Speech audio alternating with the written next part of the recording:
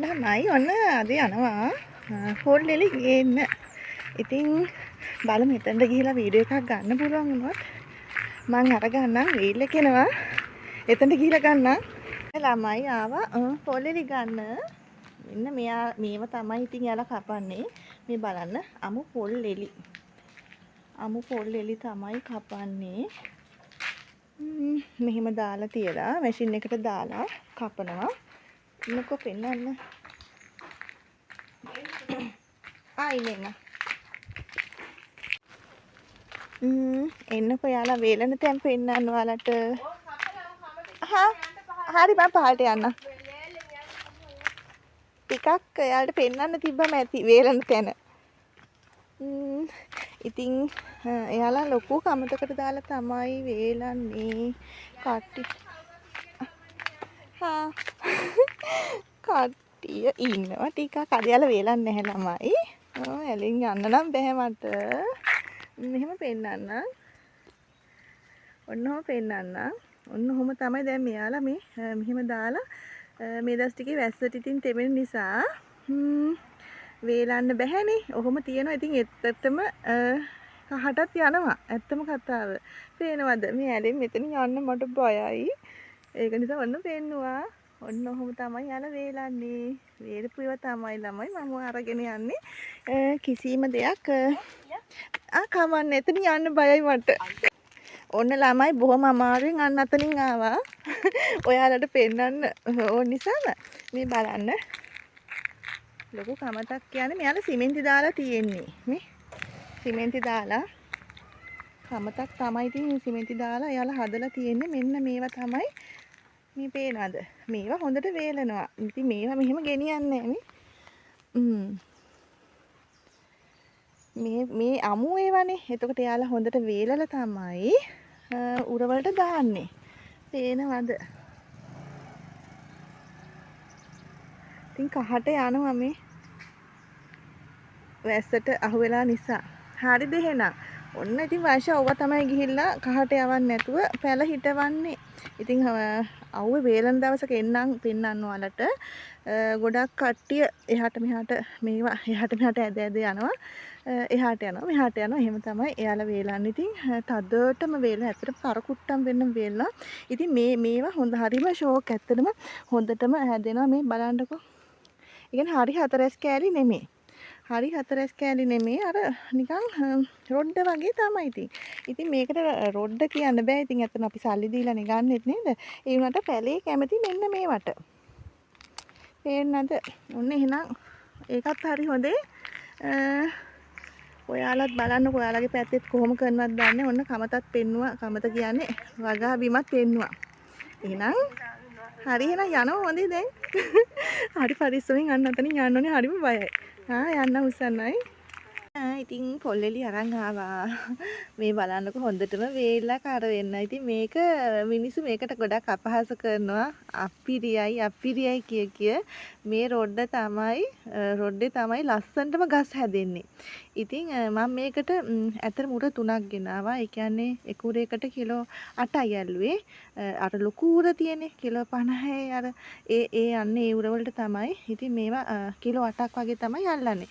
එතකොට මම ඒක ගෙනල්ලා එකක් දැන් මට පොල්ලෙලි නැති නිසා එකක් තියාගෙන ඉතුරු දෙකක් නෙවෙයි මෙතන මේ එකක ප්‍රමාණයක් තියෙන්නේ. ඉතින් මම කරන්නේ ගිනි සීරියා මම මික්ස් කරනවානේ. ඔයාලා ඒක දන්නවනේ නේද? ගිනි සීරියා මික්ස් කරනවා. එතකොට මම ගිනි සීරියා දැන් මේ වේලන්න නැතුව ක්‍රමයකුත් මම ඔයාලට කියලා දීලා තියෙනවා. වේලන්න නැතුව මෙන්න මේ තියෙන්නේ මෙන්න මේකත් එක්ක හොඳට මික්ස් කරනවා. හරිද? ඕක මං කලින් වලට වීඩියෝ එකක් කියලා තියෙනවා එක දවසක් අවුවට දාලා ගන්න කියලා. නමුත් එහෙමත් ඕනේ නැහැ. මෙහෙම කරාමත් හොඳයි. ඒ කියන්නේ දැන් ගොඩක් අය කියන්නේ මේක පුස්සල්ලනවා කියලා නෑ. පුස්සල්ලීමක් වුණත් ඒ කියන්නේ අර මේකේ තෙතමනේ නිසා තමයි පුස්සල්ලීමක් වෙන්නේ. එහෙම වුණත් අවසාන දවසේ චුට්ටක් අවුවට දාලා ගත්තා නම් කිසි ප්‍රශ්නයක් නැහැ. ඉතින් මම මේකට මෙහෙම මික්ස් කරනවා සම්පූර්ණයෙන්ම හොඳට මික්ස් කරනවා. මික්ස් කරන ගමන් මම දැන් මට උතර ගිනි සීරියා මීඩියා එක ඉවරනේ. එතකොට අමතරව මම මෙන්න මේක හදාගෙන තියෙනවා. මේ තියෙන්නේ ගොමයි ගිනි සීරියයි. මේක හොඳටම කාබනික වෙලා තියෙන්නේ. හොඳ ඒක තමයි මම අර සතියකට සැරයක් අර ඔයාලා ඔස්ම කොට් දානවා වගේ මම මේක මගේ පැලවලට දානවා. ඉතින් මේ තියෙන්නේ ගොම අල්ලන්නේ ඉරිකිතක් නැහැ ඇත්තටම. ගොමනේ නේද? ඉතින් ඒක නිසා මම අනිවාර්යෙන් මේකේ මෙතන බිත්තර කටුවීමක් තියෙනවා. මේකෙන් ටිකකුත් මම මේකට දානවා. මොකද ඉක්මනටම මෙයාලා කාබනික වෙනවා. ඔන්නෝම තේරුණාද? ඔන්නෝම චුට්ටක්. ගොඩක් දාන්න නැහැ. ටිකක් දාලා අන්න අරක මික්ස් කරනවා. ඊට අමතරව තව දෙයක් කියන්නම් ඔයාලට. දැන් ගොඩක් අයට ඇතරම් පොල්ලෙලි දැන් මේවා මෙහෙම උරේකට දාලා තිබ්බම අර කූඹි එන්න බලනවා. කූඹින්ගේ ප්‍රශ්න ඇති වෙනවා වැස්ස දවස්වලට කොහොමත් කූඹි බලන්නේ වස්වල වලට රින්ගන්නම තමයි. ඉතින් ඒක නිසා ඒ වෙනුවට මම අර පිප්‍රෝනිල් එකෙන් ටිකකුත් මේකට දානවා. මේ තියෙන පිප්‍රෝනිල්. ඉතින් ඒකෙන් ටිකකුත් මෙන්න මෙහෙම දානවා. ගොඩක් දාන්න ඕනේ ටිකක් දැම්මත් ඇති. ඉතින් ඒක දාලා හොඳට මේක මික්ස් කරලා ඉතින් උරේකට දාලා තියෙනවා. ඇත්තටම ඉතින් මගේ අර ඒ කියන්නේ දැන් තියෙනවනේ අමතරව මන් තියාගෙන තියෙන්නේ පොල් මේ ලෙලි. එතකොට ඒ ටික ඉවර වෙද්දි මේ ටික හොඳටම කාබනික තත්ත්වයටපත් වෙලා.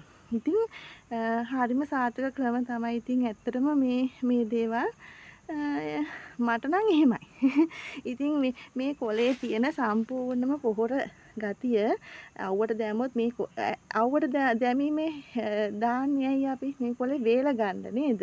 ඒතර වේලෙනවා කියන්නේ මොකද්ද? මේකේ තියෙන සාරය ඔක්කොම අපිට නැති වෙනවා. රොඩ්ඩ විතරයි ඉතුරු වෙන්නේ. ඉතින් ඒක නිසා තමයි ළමයි මේකේ සම්පූර්ණ සාරය ගන්න ඕන නම් මේ පොල්ලෙලි එකත් එක්ක මික්ස් කරා නම් මේ පොල්ලෙලි වලට ඒ සාරය උරා ගන්නවා. නේද? ඉතින් මේවා මේ ඇත්තටම මේ ඕනම කෙනෙක්ට හිතන්න පුළුවන් දේවල් සරල දේවල්.